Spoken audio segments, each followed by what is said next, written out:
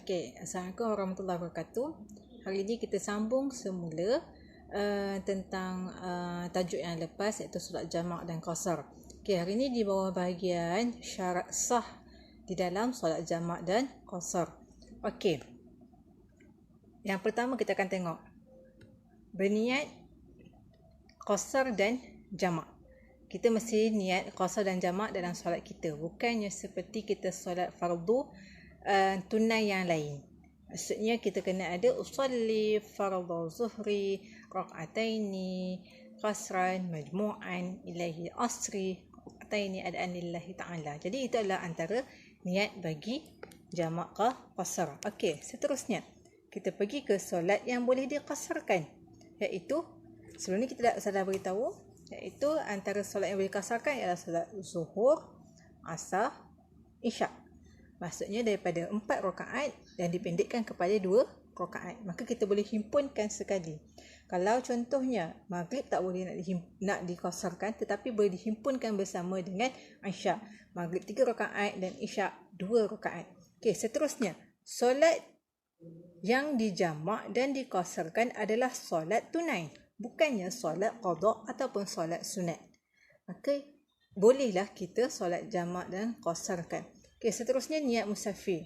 Ini penting niat musafir. Sebabnya bila kita nak bergerak satu tempat ke tempat yang lain, maka kita kena ada niat untuk bermusafir. Maka di situlah dibolehkan untuk kita solat jamak dan qasar. Okey, seterusnya kekal dalam keadaan musafir sehingga selesai solat yang kedua. Maksudnya kat situ, dalam perjalanan awak nak sampai rumah tu, awak solat dalam keadaan yang, maksudnya dalam tempoh musafir. Bukannya awak sampai kat rumah, dia buka pintu, baru nak solat jamak dan qasar. Yang itu tak boleh.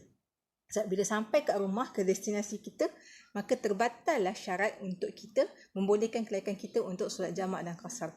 Okey, seterusnya perjalanan tidak kurang daripada 2 marhalah, iaitu 89 km. Tapi ada pendapat mengatakan 2 marhalah adalah 84 km. Jadi kat sini kita nampak daripada Siem River ke Ipoh, maka dibolehkan untuk solat jamak dan qasar, dan daripada Siem River ke Kuala Lumpur pun boleh juga. Tapi kalau Siem River Tanjung Malim tak boleh, sebab kita hanya 30 km sahaja. Okey, seterusnya perjalanan yang dibenar syarak, iaitu tujuan yang baik. Bukanlah kita perjalanan kita tu adalah untuk perkara yang tidak baik.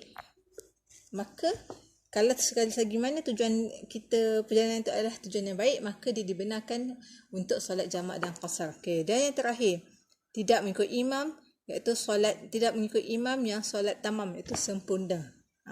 Kalau kita solat jamak dan qasar, kita dibenarkan untuk jadi imam, dan orang solat tamam boleh follow kita. Tapi kalau kita solat jamak dan qasar, kita tak boleh ikut imam yang sempurna. Sebabnya solat imam yang solat sempurna dia ada 4 rakaat. Tapi kalau kita hanya 2 rakaat, kemudian kita akan bagi salam, kemudian kita bangun semula dan kita sambung lagi 2 rakaat. Jadi kita tak boleh macam tu. Sebabnya dia akan terputus dari kita daripada imam. Jadi baik kita ikut imam, sebab kita ada solat kita yang lain, rakaat yang lain. Okey. Ini adalah tentang syarat sah bagi solat jamak dan qasar. Okey, seterusnya perkara yang membatalkan solat jamak dan qasar. Perkara apa yang membatalkan solat jamak dan qasar? Okey, yang pertama apabila telah sampai ke tempat asal. Contoh saya cerita dah tadi, bila kita dah sampai ke tempat asal, kita dah sampai rumah kita, dah buka pintu dah, kemudian baru kita nak buat solat jamak dan qasar, maka dia tidak sah. Jadi awak hanya solat seperti biasa. Solat kalau isyak 4 rakaat, maka isyak 4 rakaat lah, tak ada dah nak qasar kepada 2 rakaat. Okey, kemudian sampai ke tempat yang dituju dan berniat menetap 4 hari atau lebih. Pada asalnya awak plan nak duduk selama 3 hari sahaja ataupun 4 hari sahaja dekat rumah tu. Tapi bila sampai je dekat situ, sampai kat rumah, sampai ke kampung tu, awak nak menginap lebih daripada 4 hari, mungkin dalam seminggu. Jadi waktu tu dah tak boleh dah nak jamak dan qasar. Hanya awak kena solat sempurna. Maksudnya kena sembahyang macam biasa je lah, ikut waktu. Tak ada dah sembahyang 4-2 dalam waktu lain ke qasar, tak ada. Kena solat macam biasa juga. Okey, seterusnya niat jamak takdim. Awak nampak kat situ, kalau tak jelas awak boleh refer pada buku teks awak ya.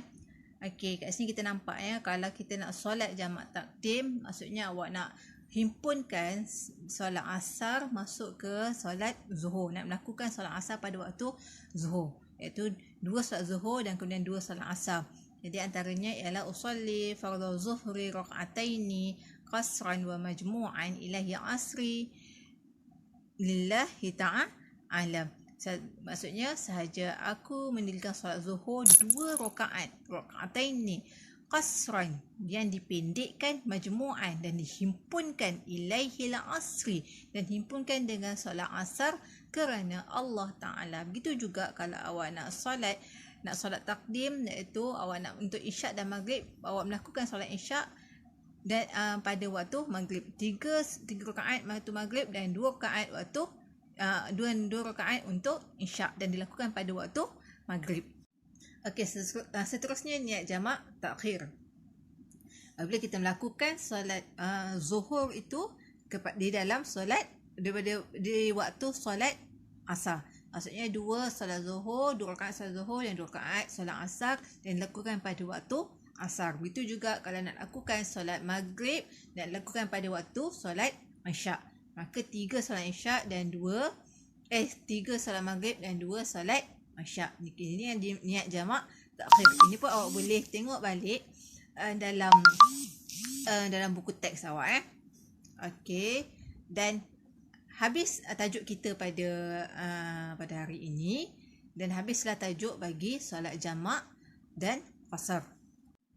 Okey, jadi insya-Allah nanti kita akan jumpa lagi untuk tajuk yang seterusnya. Okey, saya harap awak semua boleh faham. Dan kalau ada perkara yang tak faham, boleh tanya semulalah pada Ustazah. Okey, jumpa lagi insya-Allah. Okey, assalamualaikum warahmatullahi wabarakatuh.